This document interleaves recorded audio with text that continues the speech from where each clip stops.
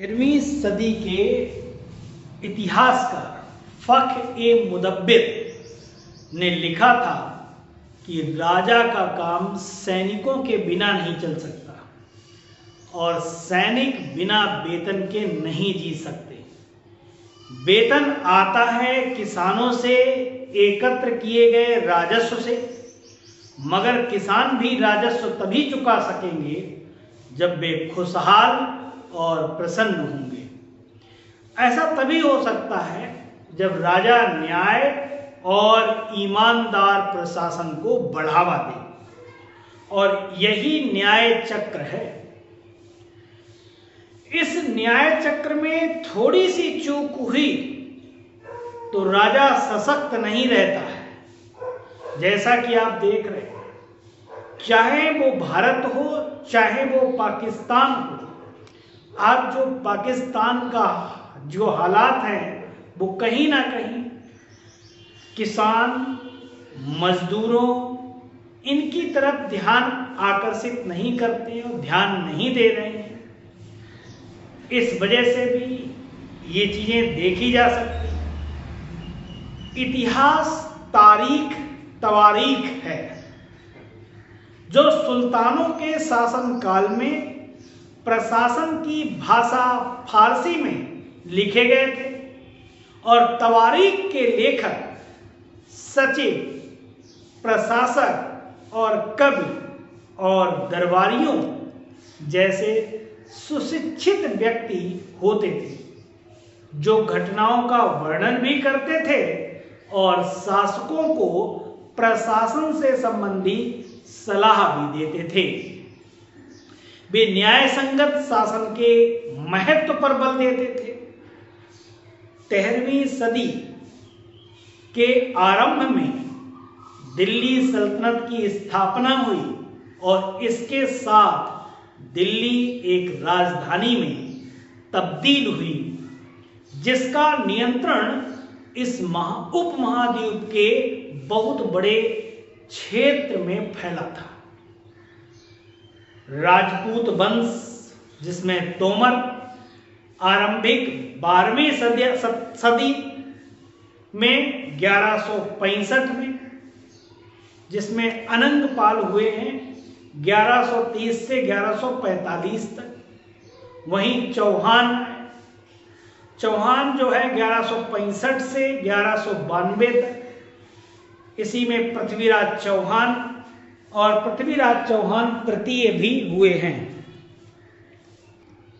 ये इतिहास बताने का कारण है कि राजा वही सशक्त हुआ है जिस राजा का किसान सशक्त रहा है। किसान सशक्त होगा, मजबूत होगा, उतना ही सशक्त प्रतिनिधित्व करने वाला प्रतिनिधि होगा प्रारंभिक तुर्की शासक। जब पृथ्वीराज चौहान वंश के बाद में प्रारंभिक तुर्की शासक, जो कि 1206 से 1290 में गुलाम वंश आया। अब गुलाम वंश की बात कर रहे हैं तो कुतुबुद्दीन ऐबक आया, जो 1206 से लेकर 1210 तक शासन किया है। शमसुद्दीन इल्तुतमिश 1210 से 1236 ईस्वी तक। रजिया आई है 1236-1240 तक, और गयासुद्दीन बलबन आता है जो 1266 से 1287 तक रहता है। ये गुलाम वंश है, तो कहीं ना कहीं ये जो सलाहकार रहे होंगे राजाओं के, उनके जो राजाओं के सलाहकार हैं, तो कहीं ना कहीं उनकी सलाह मानी होगी, तो गुलाम वंश आया, मामूलाक वंश आया। यानी कि उन्होंने एक सलाह दी कि बेटों से बढ़कर गुलाम सुल्तानों को सलाह दी जाती थी। जिस गुलाम को हमने पाला पोसा और आगे बढ़ाया है, उसकी हमें देखभाल करनी चाहिए, क्योंकि तकदीर अच्छी हो तभी पूरी जिंदगी में कभी कभी ही योग्य और अनुभवी गुलाम बेटे से भी बढ़कर होता है। खिलजी वंश आया जो 1290 से 1320 तक, जिसमें जलालुद्दीन खिलजी, अलाउद्दीन खिलजी के नाम हैं। 1290 से 1296 तक तो वही जलालुद्दीन खिलजी रहा है, और अलाउद्दीन खिलजी जो रहा है वो 1296 से 1316 तक शासन किया है। 1320 में खिलजी वंश समाप्त हो जाता है, तुगलक वंश आ जाता है, वो 1320 से 1414 तक रहता है। गयासुद्दीन तुगलक, मोहम्मद तुगलक और फिरोज शाह तुगलक ये इसके शासक रहते हैं। जो सैयद वंश है उसमें खिज्र खान जो होता है वो सैयद वंश की स्थापना करता है, और लोदी वंश आता है 1451 से 1526, यानी कि 21 अप्रैल 1526 को यहीं से मुगल वंश आ जाता है। तो कहीं ना कहीं यहाँ जो सलाहकार हैं, जो विद्वान लोग हैं, उनकी सलाह से भी ये शासन चलते रहे और फलते फूलते रहे। अब बात आती है कि मुदब्बिर साहब ने कहा। मुदब्बिर साहब का कहना ये रहा, जो कि 13वीं सदी के इतिहासकार रहे हैं, उन इतिहासकार की सलाह यानी कि न्याय चक्र की माने तो जिस देश का किसान खुशहाल होगा उस देश की आर्मी उतनी ही मजबूत होगी और उस देश का प्रतिनिधि उतना ही मजबूत और दुनिया में ताकतवर होगा। आज अगर मोदी जी आंख उठाकर पूरे दुनिया की तरफ देखते हैं या किसी की तरफ देखते हैं तो उसके पीछे का कारण है किसान। अब किसान कितना मजबूत है अगर उस बात को करें तो हमारे जितने भी प्रधानमंत्री हुए हैं चाहे राष्ट्रपति हुए हैं, उन्होंने अपनी मेहनत और ईमानदारी से देश को सींचा है, अपनी मेहनत से लगे रहे। जैसे मैं शास्त्री जी की बात करूंगा, शास्त्री जी जब 1965 में युद्ध हुआ उस समय देश के पास खाने तक को नहीं था और शास्त्री जी ने प्रतिनिधित्व किया था। शास्त्री जी खुद इतने ईमानदार व्यक्ति थे। इसके साथ साथ में लाल बहादुर शास्त्री जी ने किस तरीके से उन हालातों में भी युद्ध लड़ा, दुनिया का दबाव झेला, फिर भी युद्ध को जीते, लाहौर तक कब्जा कर लिया। जय जवान जय किसान केवल एक कहानी या नारा नहीं है, यह भारत के मजबूत होने के लिए एक महत्वपूर्ण दृष्टिकोण है। सैनिक और किसान दोनों देश की सुरक्षा और समृद्धि के लिए आवश्यक है। केवल नारे के तौर पर इसका इस्तेमाल करने से देश मजबूत नहीं होगा। लाल बहादुर शास्त्री जी ने 1965 में इस नारे को दिया जब भारत और पाकिस्तान के बीच युद्ध चल रहा था। इस नारे के माध्यम से शास्त्री जी ने एक संदेश दिया कि सैनिक देश की सीमाओं की रक्षा करते हैं और देश को सुरक्षित रखते हैं। वे देश के लिए अपनी जान की बाजी लगा देते हैं और किसान देश का पेट भरते हैं। वे भोजन का उत्पादन करते हैं जो देश की अर्थव्यवस्था और लोगों के जीवन के लिए आवश्यक है। इस नारे का प्रभाव राष्ट्रीय मनोबल को बढ़ावा मिला, कृषि विकास, वैज्ञानिक नवाचार आदि तकनीकी और अनुसंधान केंद्रों के रूप में उभरने में मदद मिली। शास्त्री जी ने देश के पहले प्रधानमंत्री जवाहरलाल नेहरू की मृत्यु के बाद ये निर्वाचित हुए थे। शास्त्री जी का मात्र 18 महीने का कार्यकाल शास्त्री जी ने देश का सफल नेतृत्व किया उन 18 महीनों में, और वहीं जब 1965 में पाकिस्तान ने भारत पर आक्रमण कर दिया जिसमें शास्त्री जी ने सफलतापूर्वक मुकाबला किया। युद्ध के दौरान खाद्यान्न की कमी हो जाने के कारण देश में खाद्य संकट उत्पन्न हो गया। शास्त्री जी ने खाद्य और युद्ध के मोर्चे पर देश का सफल नेतृत्व किया और उसी समय उन्होंने देशवासियों को एक शाम ही खाना खाने का अनुरोध किया कि दिन में मात्र एक बार खाना खाइए, ताकि खाद्य संकट से देश को बचाया जा सके। उनके आह्वान पर करोड़ों देशवासियों ने एक शाम ही खाना प्रारंभ कर दिया, जिसके परिणाम स्वरूप खाद्य संकट को नियंत्रित किया गया और युद्ध के मोर्चे पर भी भारत ने पाकिस्तान को परास्त किया। ये है नेतृत्व, ये है ईमानदारी। आज प्रशासनिक अधिकारी जिस तरीके से ईमानदार नहीं है, छोटे छोटे पदों पर आसीन लोग ईमानदार नहीं हैं, वो कहीं ना कहीं देश के साथ गद्दारी कर रहे हैं। आज ईमानदारी की जरूरत है। जिस तरीके से लाल बहादुर शास्त्री जी ने इतनी बड़ी विषम परिस्थिति को कंट्रोल किया और युद्ध को जीता, लाहौर तक झंडे गाड़ दिए, पाकिस्तान को परास्त किया, वहीं सोवियत संघ के द्वारा मध्यस्थता किए जाने पर के कारण शास्त्री जी ताशकंद गए, जहां भारत और पाकिस्तान के बीच शांति वार्ता हुई। वार्ता के बाद जो समझौता हुआ, उसमें भारत ने जीते हुए सभी क्षेत्रों को लौटा दिया। समझौते के बाद 11 जनवरी 1966 को उनको हार्ट अटैक आ जाता है। हृदय गति रुक जाने के कारण शास्त्री जी की ताशकंद में ही असामयिक मृत्यु हो गई। और यह नारा 1965 के युद्ध के दौरान दिया गया, जब देश को अपनी सेना और किसान दोनों की एकजुटता और मेहनत की आवश्यकता थी। भारत लगातार अपना विकास कर रहा है। क्योंकि बाद में इस नारे को वैज्ञानिक प्रगति को सम्मानित करने के लिए संशोधित किया गया। जय जवान जय किसान जय विज्ञान का नारा भारत के पूर्व प्रधानमंत्री अटल बिहारी वाजपेयी जी ने दिया।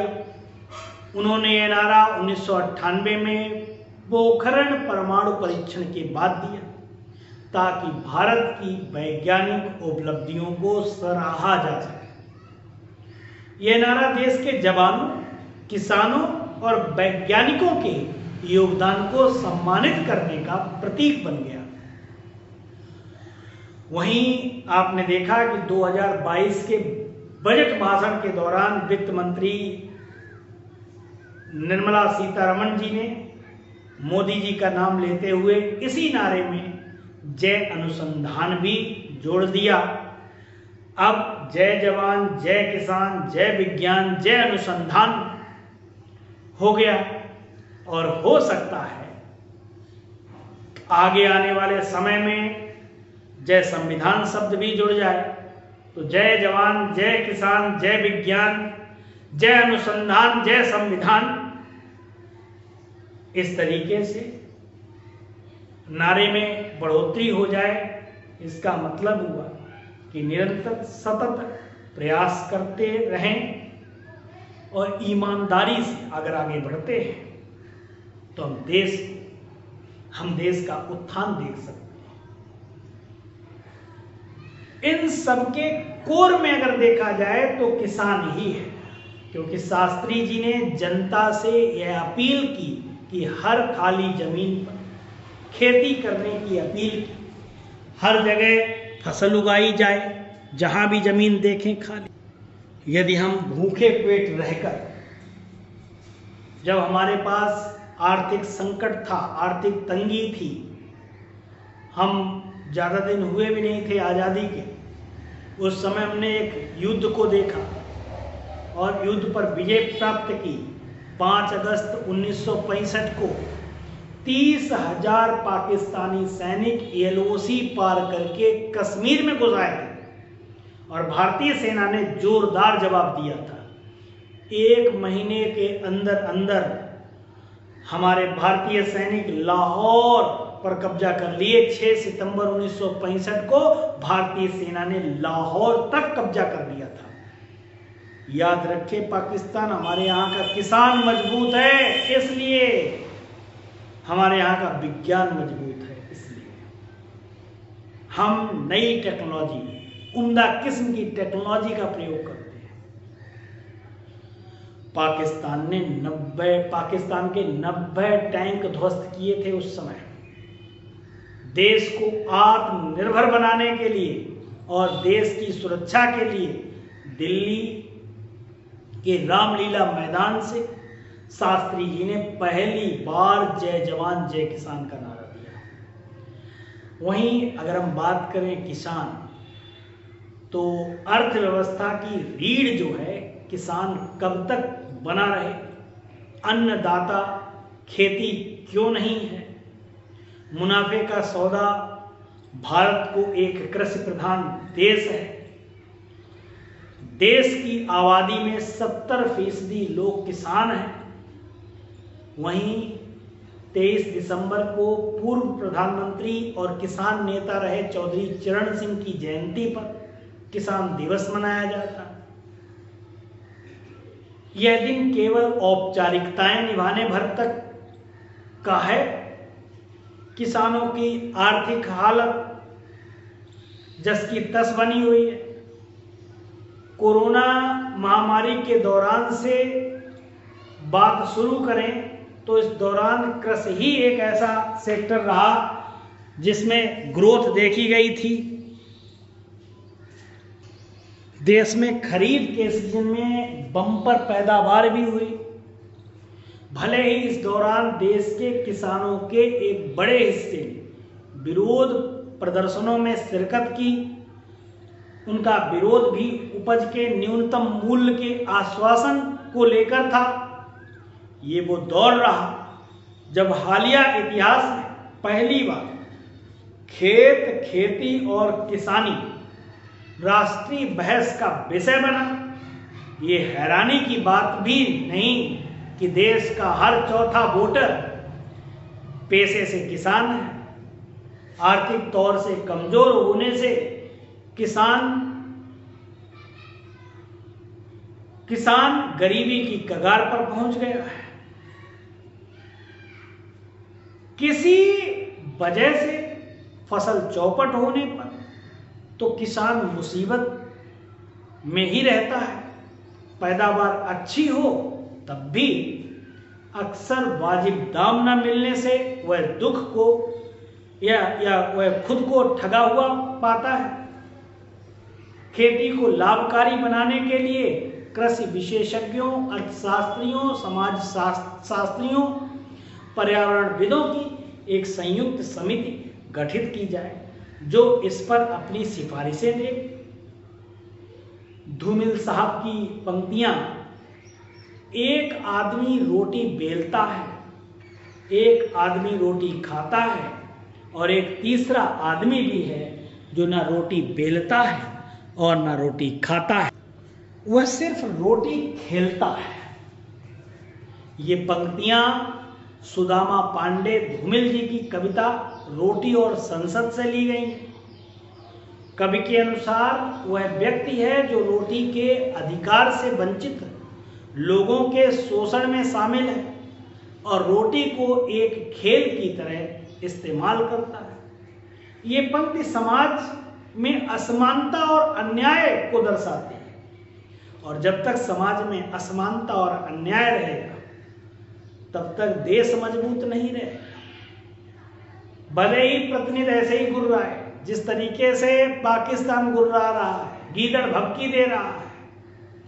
अगर देश में असमानता है और अन्याय है तो देश का प्रतिनिधि कभी भी सही से मजबूती से नहीं खड़ा हो पाएगा, क्योंकि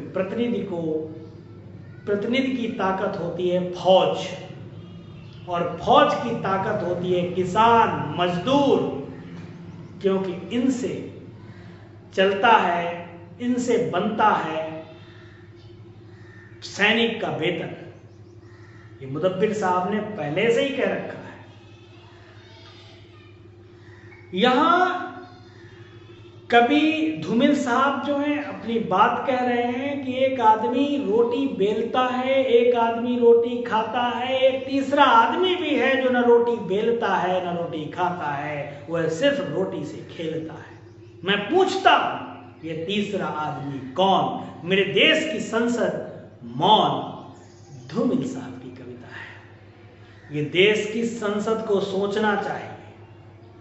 अपने देश को सशक्त बनाना है तो उसके लिए सबसे पहले अन्याय ना हो। अंतिम पायदान पर बैठा हुआ व्यक्ति है, कभी अन्याय से ग्रसित ना हो, उसको न्याय मिले, उसको वाजिब मूल्य मिले, उसके साथ कहीं गलत ना हो, वो सशक्त होगा, तभी आप सशक्त होंगे, तभी देश सशक्त होगा।